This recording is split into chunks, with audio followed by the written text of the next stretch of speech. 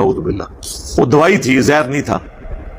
باقی یہ جو کچھ ہوا اسی حدیث میں موجود ہے، وہ صحابہ کہتے ہیں کہ ہم نے نبی علیہ السلام کو دوائی زبردستی اس لیے پلائی کہ ہم یہ سمجھتے تھے کہ مریض جو ہے وہ دوائی سے ناگواری کا اظہار تو کرتا ہی ہے،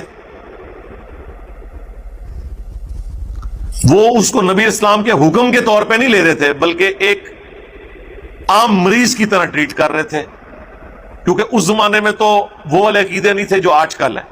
وہ تو نبی اسلام کو بھی انسان ہی مانتے تھے کہ بشری تقاضے تو حضور کے ساتھ بھی لگے ہوئے۔ کیا آپ کو جب زخم لگا ہے تو آپ کا خون نہیں نکلا؟ نکلا نا۔ آپ کو جب غم پہنچا ہے تو آپ کے آنسو نہیں نکلے ہیں نا۔ تو صحابہ کرام آپ علیہ السلام کو مرتبے میں نہیں لیکن ایز اے اسپیشیز میں سے انسان مانتے تھے، اس وجہ سے انہوں نے اس طریقے سے ریئیکٹ کیا جو بالکل صحیح تھا اپنے ان کے ذہن کے مطابق۔ وہ تو جب بعد میں نبی علیہ السلام کو افاقہ ہوا یا آپ بیدار ہوئے تو آپ نے فرمایا کہ جب میں نے منع کیا تھا تو تم نے یہ حرکت کیوں کی؟ ہوں کہ اگر دوا میں شفا ہوتی تو نبی انکار کیوں کرتا؟ وہ رسول جس نے علاج کا حکم دیا ہے کہ اگر تم بیمار ہو تو پہلے اپنے علاج کا بندوبست کرو، اپنے معالج کا بندوبست کرو۔ امیر المومنین کے سر پہ ضرب لگی ہے۔ آج وہ علی جو کائنات کے امور پہ قادر ہے، وہ امیر المومنین مولا امام حسن سے کہتے ہیں کہ جراح کو بلاؤ، اس کو بلاؤ جو زخم ٹھیک کرتا ہے۔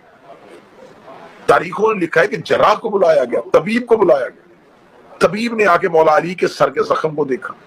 اب میرا سوال ہے کہ وہ علی جو زمین پہ بیٹھ کے آسمان کے رستے جانتا ہے، بلکہ میں اور آسان کروں، جس کا بیٹے کا جھولا فطرس کو پر دیتا ہے، کیا بات ہے، جس کے بیٹے کا جھولا فطرس جیسے فرشتے کو پر دیتا ہے، وہ علی اپنا زخم حکیم کو کیوں دکھا رہا؟ علی آخری وقت میں بھی سنت دے رہے تھے کہ کل کو کوئی میرا شیعہ علاج سے اس لیے محروم نہ رہے کہ علاج کیوں کروائیں۔ علی نے ہمیں طور اور طریقہ دیا، امیر المومنین نے ہمیں سکھایا کہ زندگی میں جب مشکل اور مصیبت ہو یا بیماری ہو تو اپنا وقت میں گزارا کیسے کرنا۔ اب وہ رسول جو علاج کا حکم دیتا ہے، صحیح بخاری کہتی ہے کہ اس کو دوا پلائی جا رہی تھی اور وہ انکار کر رہے تھے۔ اب میرا اگلا سوال، اس سال سے آپ کی قبر مبارک آج بھی کہاں ہے؟ رسول کی ایک زوجہ کے حجرے میں، کہتے ہیں رسول اسی حجرے میں زیادہ وقت گزارتے تھے، اسی حجرے میں رسول رہتے تھے۔ رسول اللہ کو آخری ایام میں اس حجرے میں کیوں رکھا گیا تھا؟ رسالت مآب صلی اللہ علیہ وآلہ وسلم کے آخری ایک حدیث بڑی مشہور حدیث ہے جس سے تمام اہل سنت اکابرین نے انکار نہیں کیا۔ اس حدیث کو کہا جاتا ہے حدیث کرتاس۔ کرتاس کہتے ہیں قلم و کاغذ کہ رسالت مآب نے آخری وقت میں اسی حجرے میں کاغذ اور قلم مانگا تھا کہ مجھے کاغذ اور قلم دیا تاکہ میں کچھ لکھ دوں، کچھ نوشتہ لکھ دوں، کچھ تحریر کر دوں۔ کہ اہل سنت لٹریچر اس میں گواہ ہے کہ رسول اللہ نے باقاعدہ اعلان نہیں کیا بلکہ باقاعدہ بیعت لی، اپنی زندگی میں علی کی بیعت لی کہ میرے بعد خلیفہ جانشین، میرا وزیر، میرا مسیح علی ہو۔ اب جب رسالت امام نے 18 ذی الحجہ کو اپنی زندگی میں علی کی بیعت لے لی تو ان احباب اس گروہ کے وہ خواب چکنا چور ہو گئے، وہ خواب کرچیوں کی طرح بکھر گئے جنہوں نے حکومت کے لالچ میں کلمہ پڑھا۔ اب بعد از غدیر رسول اللہ کی زندگی کے جو ایام اگر آپ دیکھیں گے تو اس میں آپ کو یہ سازش بالکل عیاں ہو جائے گی کہ غدیر کے بعد امت نے رسول کے ساتھ کیا سلوک کیا۔ غدیر کے بعد رسول اللہ کی زندگی میں دوبارہ وہی مصائب پلٹ آئے جو مکہ کی زندگی میں تھے۔ رسالت مآب کے ساتھ رسول اللہ کے پاس بیٹھ کے رسول کے سامنے زبان درازی کی جاتی تھی، رسول کے سامنے تضحیق کی جاتی تھی، رسول کے سامنے بار بار رسول کے فرامین کو رد کیا جاتا تھا۔ تو آخر یہ رسول کی بڑی مختصر سی زندگی ہے کہ 18 ذی الحجہ کو رسول اعلان کرتے ہیں اور 28 سفر کو رسول کی شہادت ہو جاتی ہے۔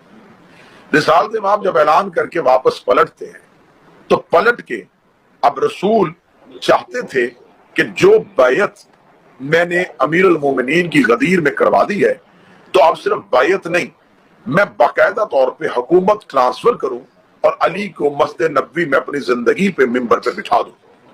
اب جن لوگوں کا خوف اور خطرہ تھا کہ یہ لوگ علی کی حکومت کو تسلیم نہیں کریں گے، رسول اللہ نے ایک لشکر ترتیب دیا جسے لشکر اسامہ کہتے ہیں۔ اسامہ ایک نوجوان صحابی تھا، رسول نے اس کی قیادت میں ایک لشکر ترتیب دیا کہ یہ لشکر ہے اسامہ کی قیادت میں، یہ لوگ جو ہیں وہ اس لشکر میں شامل ہوں گے اور یہ فتوحات کے لیے یہاں سے نکلیں گے۔ اور رسول نے کہا کہ اس لشکر میں بھی نہیں جاؤں گا اور علی بھی نہیں جائے گا۔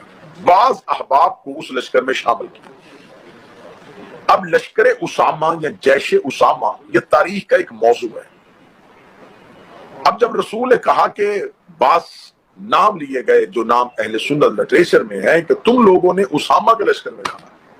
اسامہ کون تھا؟ ایک نوجوان۔ ان لوگوں نے رسول سے کہا کہ آپ ایک بچے، ایک جوان کی قیادت میں لشکر کیوں بھیج رہے ہیں؟ اس میں راز کیا تھا؟ انہوں نے رسول کی زندگی میں اس لشکر میں جانے سے انکار کیا۔ رسول نے ان کا انکار تاریخ میں لکھوا دیا۔ رسول اللہ نے یہ انکار کیوں لکھوایا؟ اس وجہ سے لکھوایا کہ آج میری زندگی میں جو میرے بنائے ہوئے نوجوان سردار کے لشکر میں نہیں جاتے، کل کو وہ یہ کہہ کے علی کی حکومت کا انکار نہ کریں کہ علی نوجوان ہے۔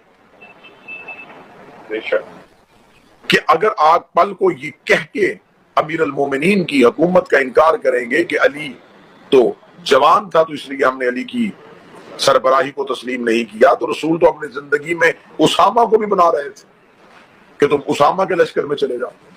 تو جو نبی اسامہ کو لشکر کا سردار بنا رہا تھا وہی نبی علی کو امت کا سردار بنا رہا تھا۔ تو جن لوگوں نے ایک چھوٹے سے لشکر میں ایک جوان کی سرداری رسول کے کہنے پہ قبول نہیں کی، وہ رسول کے کہنے پہ امت کی سرداری علی جیسے جوان کی قبول کیسے کر سکتے تھے؟ اب یہ بات روز روشن کی طرح آ گئی اور تاریخوں نے لکھ دی کہ لشکر اسامہ سے جانے سے انکار کر دیا گیا۔ یہ لشکر نکلا بھی ہے، مدینے سے تھوڑا باہر گیا اور یہ واپس پلٹے کہ نہیں، ہم اس لشکر میں شامل نہیں ہوں۔ اب جب انہوں نے لشکر میں شامل ہونے سے انکار کر دیا اور خبر ان کو یہ طے تھی کہ رسول آخری حج میں کہہ چکے تھے کہ یہ میری زندگی کا آخری حج ہے۔ اب میرا سننے والے مسلمانوں سے یہ سوال ہے کہ اس وقت اس حجرے میں کون کون لوگ تھے جنہوں نے رسول کے سامنے اتنا شور کیا کہ رسول اللہ کو اپنے چہرہ مبارک سے چادر ہٹا کے مجبوراً کہنا پڑا کہ میرے حجرے سے باہر نکل۔ رسول کو کاغذ قلم دینے سے انکار کر دیا گیا۔ آخری وقت میں رسول کو کاغذ اور قلم نہیں دی جاتی کہ یا رسول اللہ ہمیں ضرورت نہیں ہے، حسبنا کتاب اللہ، ہمیں آپ کے بعد اللہ کی کتاب کافی ہے، آپ ہمیں کچھ بھی نہ لکھ کے دیں گے تو ہم قرآن سے رہنمائی لیں گے۔ اب رسالت مآب کی وہ تحریر جو رسول لکھنا چاہتے تھے امت کی ہدایت کے لیے، اس کے رستے میں رکاوٹ کون بنے؟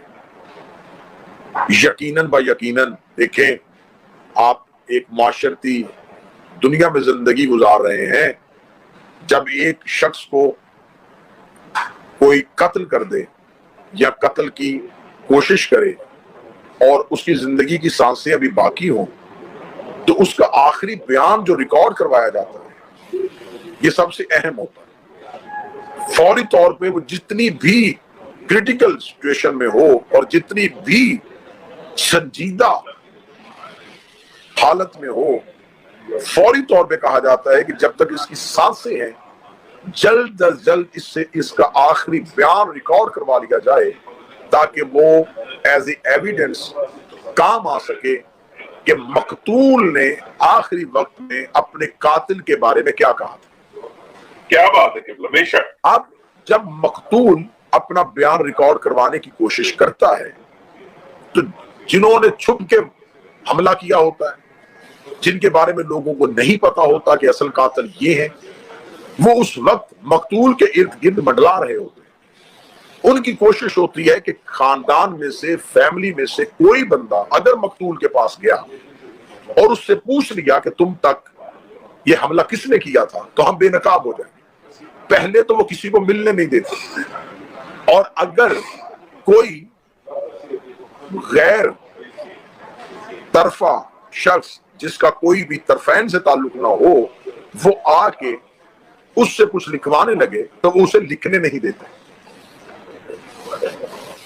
بس اسلام میں رسول کے دشمنی اور قتل کی کہانی یہیں پہ کھل گئی کہ رسول زندگی میں جب لکھوانا چاہ رہے تھے تو لکھنے سے منع کون کر رہا تھا؟ جیو قبلہ، جیو جیو۔ اگر رسول